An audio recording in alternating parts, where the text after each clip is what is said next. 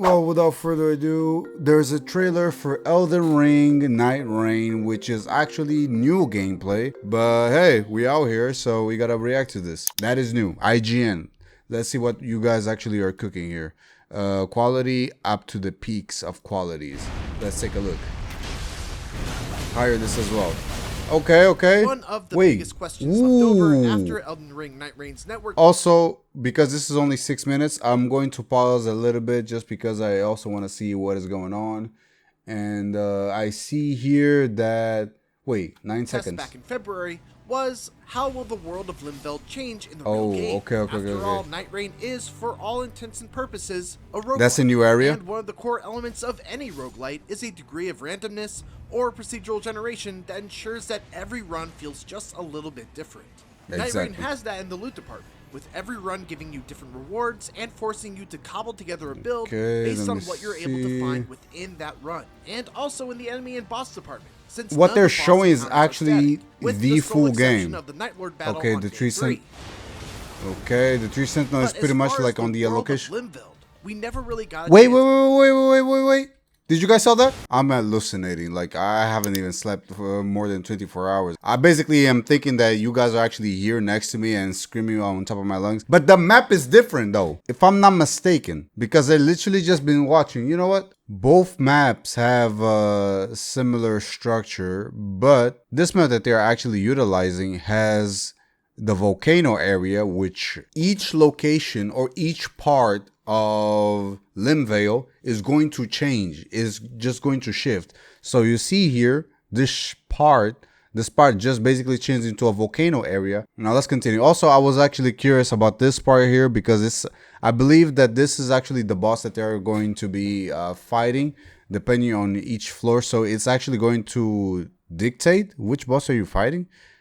I thought that it was more of a surprise. The world of Limveld, we never really got a chance to see how it changes from run to run during the network test. Yes. During my 2 days of playtime at FromSoft's office, this was actually the #1 question that everybody had and still have, which is how randomized is the actual world, the game itself, like the maps. Everybody wants the map itself to be more randomized than anything actually. Obviously everything else has to be randomized, but mostly the map, so that you basically have that how do you say it? So that you can play more. There's a specific word for that, but right now I'm half a dead. Over the course of about sleep. 10 full runs, I got my God. answer to that earlier question. Here's how Limveld will change from run to run in Elden Ring Nightreign. Let's go. I want to know that. How Limveld will change. We jumped the gun. Before we go into the ways that Limveld will change, let's quickly establish what doesn't change. The overall structure of Limveld will not change. There we go. The island, the major geographical features, the positioning of cliffs, rivers, and lakes, all of these will be the same, barring a few major exceptions that we'll cover in just a bit. The locations of Sites of Grace, Everjails, the launching Spirit Springs, cave entrances and exits, the spectral trees and the wind currents, all of these are static and do not change location from run to run. There's also a giant castle that features exceptionally tough battles and big rewards right smack in the middle of the map that will never change. But it seems like the colors is changing though. But yeah, that's what I actually got it from. That image alone, it already dictated that the specific area or the actual island is not going to change, but certain parts of it will. But I don't know when he said that those specific spots are not going to change. We saw a big ass volcano in the middle of the freaking. I don't know. From the locations of all the rest of the points of interest, the types of rewards offered at those points of interest, to the wandering mini bosses and the bosses that you fight at the end of day 1 and day 2 are left completely up to chance. That said, there are two other huge factors that can completely alter a run. The first are world events known as Shifting Earth. That's what. Okay. Before you even launch into a level, you'll be made aware that there is a Shifting Earth modifier in effect. In our playtime, the one we encountered was Crater, which transformed the northern section of the map, placing a giant crater in the middle and rivers of lava all around it. The enemies around and inside the crater are no joke, and wiped the floor with us when we first attempted what is up with the camera angle to investigate the crater on the first day. Is it actually like that though? Investigate it you should, and you should do so as soon as the second day begins. if you're up to the challenge. Exploring the crater took us pretty much the entirety of the second day, but when we did eventually make it all the way to the bottom, we beat a boss that granted us an epic rarity level reward by itself,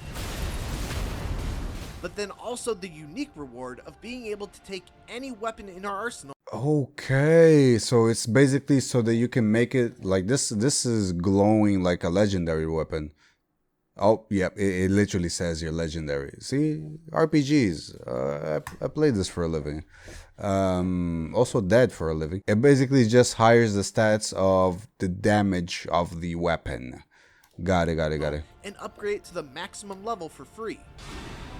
Wait. From 0 to 100? Just like that? It's a risky endeavor though, because in order to escape the crater, you need to use a bunch of spectral trees and ride the hawks from platform to platform as you try to escape, which will certainly lead to nail-biting escape sequences when you take too long in the crater and now must race against the clock to get out while the circle closes in around you. Wait, you could actually die from this? The other big way that runs can change are through the appearances of certain events that seem to occur completely randomly and can throw a huge wrench into an otherwise routine run. I've seen only a couple of these, and some might be familiar with the Margit invasion from the network test, in which Margit the Fell will just all of a sudden jump into your game and just mercilessly hunt your squad down wherever they are. But a new one that I encountered involved the appearance of a swirling tornado-like phenomenon in the sky. When our squad approached it, we were suddenly attacked by a very tough group of AI-controlled Nightfarers who seemingly invaded us from another world. Like typical... Oh, okay. I was about to say, what do you mean by AI invaders? But okay. It's basically an invasion of like the normal Elden Ring when you use the red finger or one of the fingers to invade somebody. But these are not actual players, and you can't actually have PvP in this game. You never know, actually. You know what? Let's continue watching. NPC invasions in Elden Ring, these enemies were smarter and hit a lot harder than typical enemies, making it another big risk-reward consideration to explore the areas near one of these ominous swirling tornadoes in the sky. Do you get anything from them? Because, oh, and these enemies actually are the characters that you actually use. So it's, that was actually Recluse, and the other one was Walder. Packs full of all the Oh, let me see this map again. My bad. swirling tornadoes in the sky. Yeah, the witch. The most impactful... Did I call her Recluse? Oh, I don't know. Oh, for Jaya's sakes, man. These ominous swirling tornadoes in the sky. The most impactful... Why did this... Okay, you know what? All these Forget it. random events, though, was the appearance of a mysterious boss that would attack from miles away with mortar shots of level-sapping bugs. That's right, get hit even just once by these telegraphed mortar strikes, and you lose a level. It's not Mortar even limited strikes. to just losing one. Get hit again, he'll take another level from you. The only way Wait. to get those levels back... Each hit takes a level? Now that's cheap. Now that's cheap, but good though. is to find and kill the boss by following the bugs to his hiding spot. Unfortunately, I don't have footage of this, nor do I know what the reward is for killing him, because by the time we found the boss by following the bugs, the circle had started encroaching, and we just wouldn't have been able to kill him before the circle killed us. I'm not gonna lie, it was pretty soul-crushing to have to just give up on those levels that he stole from us, and it really kind of doomed our run from day one.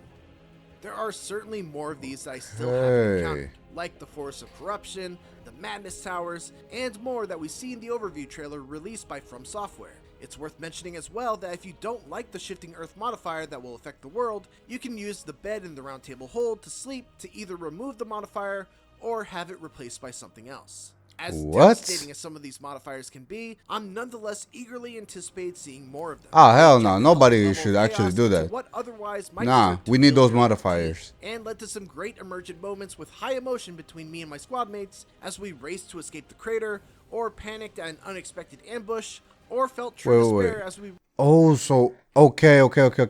I've been that ambush system because I've been watching so many gameplays of Nightreign. The Fell Omen is the only person that was actually invading. So many times I actually saw that man's face to the point that I only thought it's gonna be him and somebody other Fell Omen, probably freaking Mogwin. But no, it could be any boss in Elden Ring. Literally any boss. This man just got attacked. Well, I don't know if the dragon counts. to escape the Hopefully crater, not, or because there's a bunch of dragons in the middle of the freaking place. But Battlefield Commander, this man also gets to you by chasing you around the map. That's actually good. I like that. Okay, let's continue watching. Ambush or felt true despair as we realized the levels that were stolen from us were gone forever. Moments like these are the heart of any good roguelite, and hopefully Nightreign what? is able to keep them coming. Bruh, I only fought this boss once. That's cool. For more of our exclusive IGN first coverage of Elden Ring Nightreign, don't miss our hands-on videos with the Iron Eye and Raider classes. And for everything else in the world of video games, keep it here on IGN. You know, speaking of that, my God, my ears. Let me see this class While at the its bow fullest. has always been a powerful weapon in Elden Ring, generally it's meant as It's not going to be a class that I'm actually going to go for. aggro, or to So, weaken an enemy from afar before switching to your main weapon once they get into range, or to cause that one bird to fall to its death and farm its runes over and over and over again. you did that. If you played Elden Ring, I know you did that. But when you're I playing get the as feeling that Iron this Eye man in actually Nightreign, stole my the footage, because I literally did that a few, not days ago, but the last time I played Elden Ring seriously, I did it with this armor. Probably this bow as well, but this is the generic bow, so. But when you're playing as the Iron Eye in Nightreign, the bow is the heart and soul of the class, which results in a playstyle that's very much unlike any of the other 8 Nightfarers in Nightreign, and one that is probably the closest thing to a support class that Nightreign offers. I refuse to believe that, because there's a summoner, right? There's that girl that we basically watched on the previous trailer. Not on this trailer that we watched here, but on the other video that we watched. The first thing that I noticed while playing with the Iron Eye, I like that. I like that. the first Okay. A different area that you First spawn. thing that I noticed while playing with the Okay, Iron Eye good, is good. that they are a very squishy class. They can, of course, use any weapon they pick up, but Well, the main just like the reason why witch. you'll want to always have a bow handy is mainly so that you can stay out of the fray and not have to worry about taking hits, because it doesn't take many to put you down, especially early on. Damn. Okay, Fortunately, your starting bow is pretty solid. It does decent damage and has Mighty Shot as its skill, which lets you attack from super far away, deal extra yeah, this damage, class is one and of also the deal some classes that extra you blow actually damage as need well. a team It's to also distract worth the mentioning that enemy. The way bows work has largely been reworked in Nightreign. For one, they fire much faster, and you're able to move much quicker while shooting at a locked-on enemy. You also, thankfully, don't need a supply of arrows anymore. That's what I was actually about to say. You don't need arrows. Infinite amount. So just spam that thing. Ooh, Moonveil? Okay. As for other neat new touches, there's a new animation for when you shoot an arrow out of a roll. You're able to do cool that's cool. acrobatic stuff like run up walls, leap off, and lose an arrow for style points. You don't Nah, have to that's go actually first cool. person What mode the while hell? aiming, and you move much faster while doing so. The strong attack can fire a spread of 3 arrows that can hit multiple enemies at once. And yes, you can Not use a class that I'm backstab gonna- or use a visceral attack on a downed enemy with an arrow.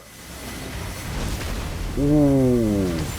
Okay, bro. I like the style. I like the style. This character is actually pretty solid. I'm not gonna lie. This class. Feels accounted for here in Nightreign.